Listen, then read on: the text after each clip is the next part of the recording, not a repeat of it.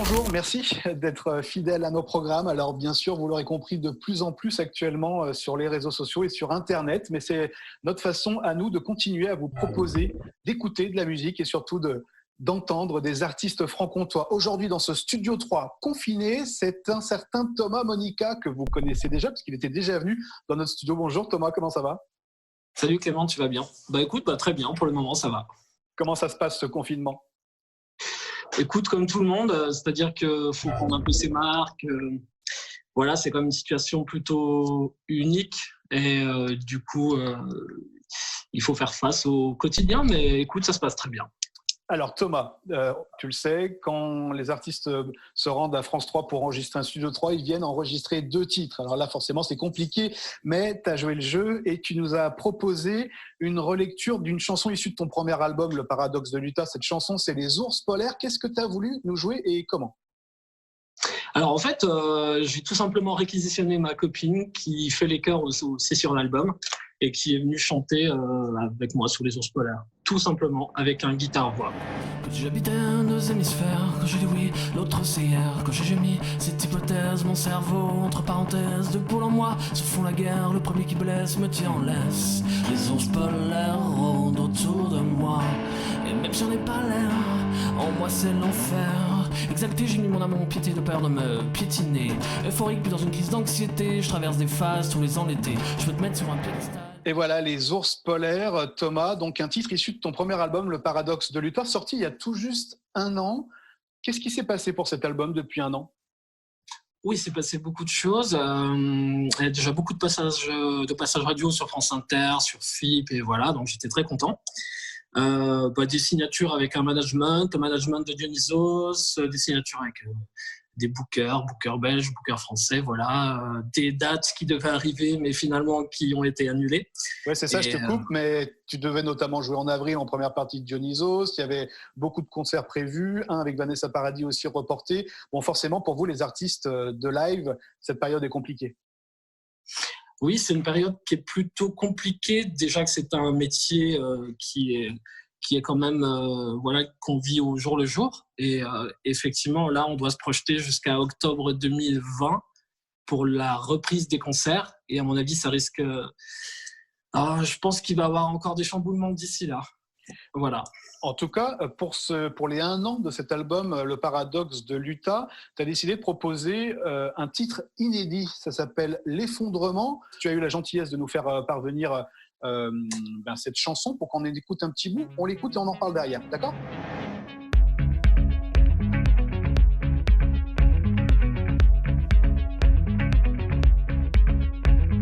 Pourquoi lorsqu'on est enfant, le temps passe si lentement? Une vie à bâtir, tout s'accélère, c'est l'éboulement. Les grands gourous attisent les braises jusqu'à la dérive. Les grands gourous hypnotisent sous les flammes de notre sottise. C'est assez bizarre parce que dans le titre, je parle de pandémie, je parle de choses comme ça. Mais voilà, les gens pourront juger un peu de la qualité du titre. Voilà, c'est un titre qui est plutôt... qui parle de ce qui se passe en ce moment. C'est vraiment très troublant, je trouve. Alors du coup, cette période très spéciale, tu en profites pour quoi? Pour composer de nouveaux titres? Comment est-ce que tu t'occupes en tant qu'artiste? Alors moi, par rapport à certains collègues, j'ai la chance d'avoir du travail parce que je suis aussi producteur et compositeur. Donc là, je compose des titres pour le premier album de Yara Lapidus, qui avait fait un duo avec Iggy Pop l'année dernière. Je crois... Voilà, donc cette chanteuse, c'est une franco-libanaise. Et j'ai la chance de pouvoir travailler avec elle et surtout de succéder à Gabriel Yared, qui est un compositeur qui est oscarisé, qui a composé la musique de 37 le matin, tout ça. Donc, c'est un petit peu de poids sur les épaules. Donc, je travaille beaucoup là-dessus et je compose aussi mon deuxième album. Je te coupe, du coup, le fait d'avoir du temps, c'est un temps que tu peux consacrer à ça ou il y a tellement d'informations anxiogènes tous les jours qui nous tombent dessus qu'on a du mal à se concentrer? Ou est-ce que tu réussis à faire le tri et à travailler? Alors, j'ai eu une période un petit peu pendant 2 semaines où c'était plutôt bizarre parce qu'on a beaucoup d'informations et on ne sait pas vraiment comment les assimiler. C'est très compliqué. Et là, du coup, je me suis mis dans un mode vraiment de travail où je prépare même mon deuxième album, où j'essaie d'écrire le maximum. Voilà. Pour ton deuxième album, est-ce que ça en sera empreint ou nourri ou pas du tout? Je pense très, très, très certainement. Et en plus, je suis dans une période aussi où je vais être papa. Donc, du coup, c'est aussi très étrange c'est à la fois très inspirant et à la fois très anxiogène. C'est-à-dire que il y a plein de questions qui se posent, c'est-à-dire donner la vie dans ces moments un petit peu troubles. C'est aussi le travail d'un artiste, je pense, de retranscrire ces choses-là. Sous aucun prétexte, je ne veux avoir de réflexes malheureux.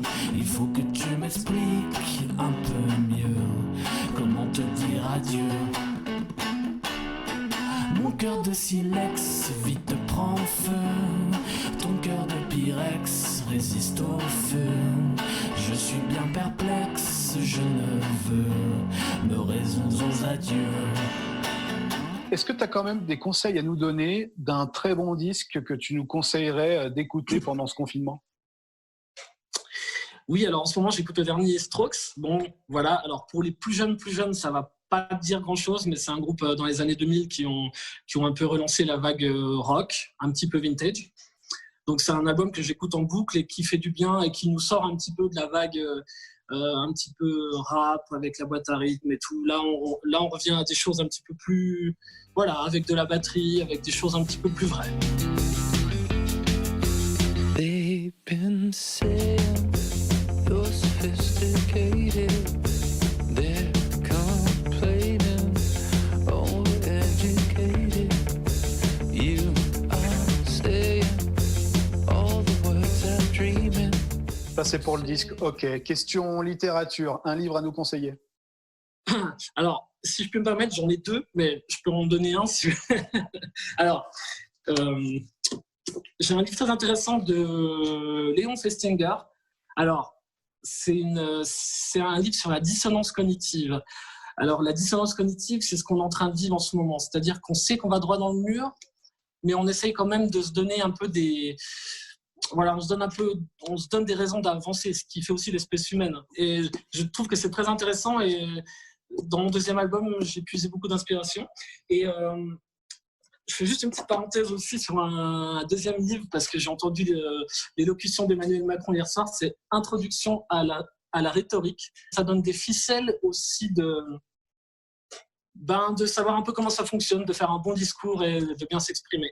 C'est vrai qu'on enregistre ce Studio 3 confiné au lendemain de l'annonce du président qui rajoute un mois entier de confinement. À partir du 11 mai, nous rouvrirons progressivement les crèches, les écoles, les collèges et les lycées. Bon, et dernière question, est-ce que tu auras une série à nous conseiller actuellement ?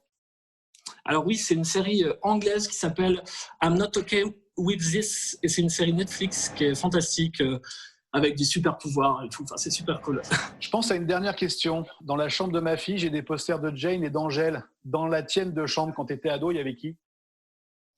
Alors, quand j'étais ado, il y avait Kurt Cobain, il y avait Slash, il y avait Miles Davis, John Coltrane, il y avait NTM, il y avait Blur, il y avait tout ça, quoi. Vraiment la vague des années 90 et 2000. Bien, merci Thomas d'avoir participé Merci Clément. À ce Studio 3 en mode confiné. On se souhaite de rester en forme, en santé, et puis merci beaucoup. De pouvoir sortir dans quelques temps, quand tout ira bien, et de retrouver les concerts. Espérons-le. Je vous fais des bisous. À bientôt Thomas, salut. Ciao Clément, bisous. Les ours polaires rôdent autour de moi.